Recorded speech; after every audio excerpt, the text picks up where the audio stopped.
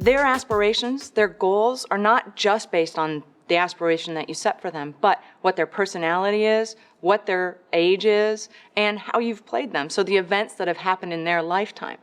These become very specific, and it brings a whole new texture and dimension to your Sims that you're now playing. If you want to mess with your Sims, do whatever you want. Like, ignore what it is they want. Try to satisfy their fears or realize their fears. But if you're trying to actually get the highest score and buy the biggest, reward objects and things like that, a big piece of it is really just being consistent. So if you're playing your Sim to have a family, keep doing the things that relate to having a family. So don't have them flirt with the neighbor when they're married and their wife is sitting there in the living room. If they have kids, teach them to study and, or teach them to walk and teach them to talk and potty train them and all those things. Have them play your Sims in a way that's consistent with what you've asked them to be in the first place.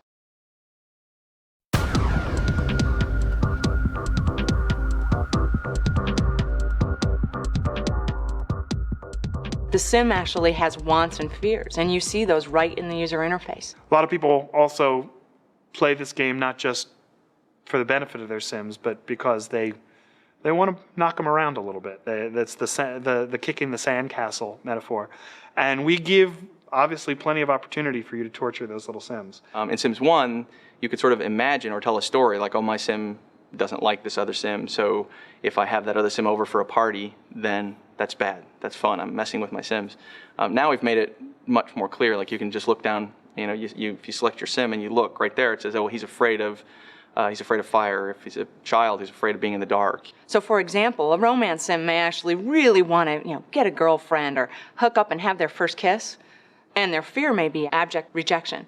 So what you want to do is actually play them to their wants. However, if you actually do trip over one of their fears, it hurts them on their aspiration score. And this can in turn evolve into a lifetime of stress, despair, and definitely a shorter lifetime for your Sim. What's not obvious is that if you really want to get to interesting fears, if you want your Sim to be afraid of something less generic, you have to satisfy some of his wants. So if your Sim wants to get promoted, if he's a wealth-oriented Sim and he wants to get a job and then he wants to get promoted and he wants to reach level 5 of the career track, his fears will progress. So if he's, the higher level he reaches in his career, he'll start being afraid of getting demoted, he'll start being afraid of getting fired, and then you can make him miss the carpool and make him miss a day of work, and then if he gets fired, then he'll realize a fear and it'll get worse.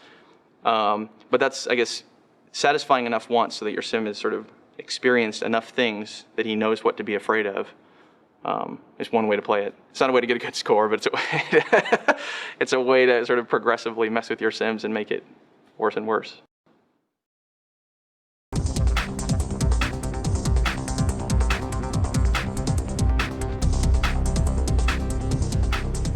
When you create your Sims and you bring them into the world, well, first you're making a choice you never had to make in Sims 1. You're choosing sort of what does my Sim care about? And you're not choosing my Sim is like food Sim or a shower Sim or whatever. You're saying my Sim is family oriented or my Sim is wealth oriented and so on. But then when you get in the game, your focus is on the sort of your Sim's desires, right? That's where you're looking and you're saying, what does he want to do next? And how do I arrange that in the game? I think what's most exciting about it is that the Sims are now telling you what they want to do with their free time. It's a very new dynamic. It's very different from Sims 1, in which they were just telling you what they needed.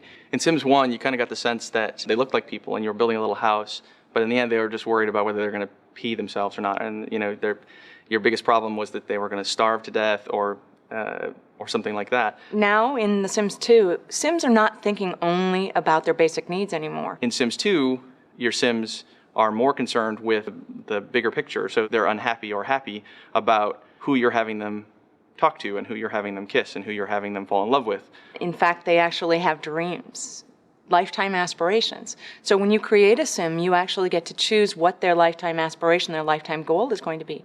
Every aspiration has careers that are suited to it, and you can choose to pick whatever career you want, but if you pick the careers that are sort of your Sim's natural vibe, once you've told them to be a knowledge Sim, making him a scientist is a good thing, but making him a politician is kind of silly because it's not going to really line up with what he wants.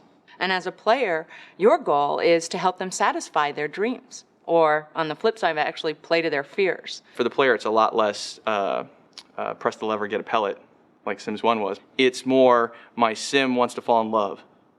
Okay, how do I do that? And then the level of how you do that with multiple sims. So, I have all these sims who have all these different desires. It's always a strategy, if you want, to make everybody the same. There's some advantages to that. You're going to avoid a lot of the classic conflicts, If both your sims are romance sims, they're probably not going to want to get married to each other, and they're probably not going to care how many romances the other one has. But you're also going to miss some of the synergies in this game that are going to make it so great. One of them wants to fall in love, and one of them wants to learn how to be a mechanic, and one of them wants to be really popular, and one of them wants lots of money. And juggling all that is a very different kind of satisfying, but very different kind of problem. Someone's going to go to work. Might as well be someone who really likes to go to work. Someone's got to stay home and cook for that sim who's going to work. In the classic Sims strategy, might as well be somebody who wants to stay home and do that.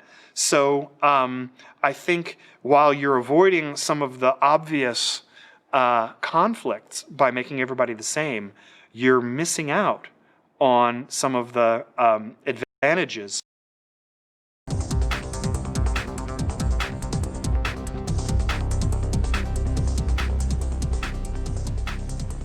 Along the course of helping a sim satisfy his lifetime goals, the sims really encounter these events that are big life moments. They're these memories that really shape who they are. A big part of The Sims 2 is also putting your sims in very extreme situations. It is a game, it's not real life, and we want it to be fun, and we want it to be kind of outside the boundaries of realism. So we've built in what we're currently calling the impossible wants. So this is like a sim that wants to have 25 kids, for instance. That's not possible in real life, possibly, but in Sims 2, if you play very strategically, you'll be able to achieve that ultimate want.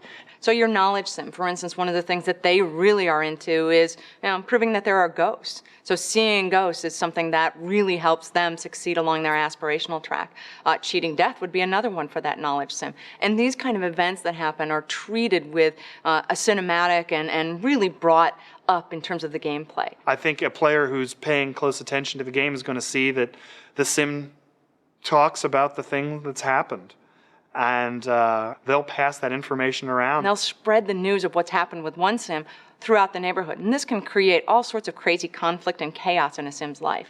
I think it's going to be really exciting when an event that you saw or played on one house, when you see that sims in a totally different house who may not have even been there for that event are talking about that event because they know somebody who was there. On the flip side, if you indulge in their fears, whether it be that they're just afraid of roaches, or whether it's rejection for your romance sim, or actually meeting up with the Grim Reaper for a family sim, these things are ultimately going to push that sim's aspiration score down. Now, a sim who's in aspiration failure is really kind of a kooky, crazy character. They start to worry, they have nightmares, and then they get a little desperate.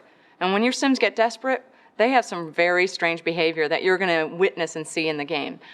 Your romance sim, for instance, well, they have a sponge mop lover that they actually interact with, trying to really help them in their romance track, all the way down to the point where they just get into a state of nervous breakdown. But never fear, we send in the shrink to help them out in those kind of situations.